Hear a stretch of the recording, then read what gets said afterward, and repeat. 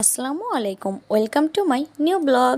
Hello viewers, চলো আজকে তোমাদের সাথে শেয়ার করব একটা নতুন রেসিপি যা কিনা ঘরে থাকা উপকরণ দিয়ে খুব সহজে তৈরি করে ফেলতে পারবে চিকেন স্যান্ডউইচ। চলো প্রথমত তোমাদের দেখিয়ে দিই কী কী উপকরণ লাগছে। প্রথমত আমরা ব্যবহার করছি 1 কাপ পরিমাণ পেঁয়াজ কুচি, 1 কাপ পরিমাণ পেঁয়াজ কালি, 1 কাপ পরিমাণ টমেটো কুচি এবং 1 কাপ পরিমাণ মুরগির মাংস। পরিমাণ মতো কাঁচামরিচ ব্যবহার করা হচ্ছে।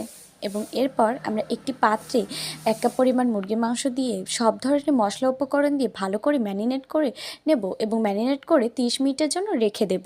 আজকে আমার ছোটো ভাই বলতেছিল, চলো আপু আজকে নতুন একটা রেসিপি বানাও।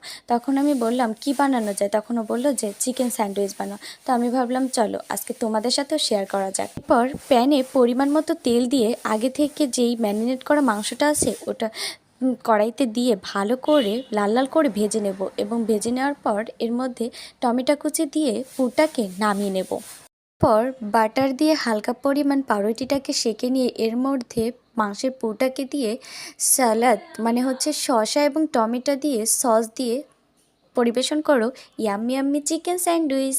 আল্লাহ হাফেজ।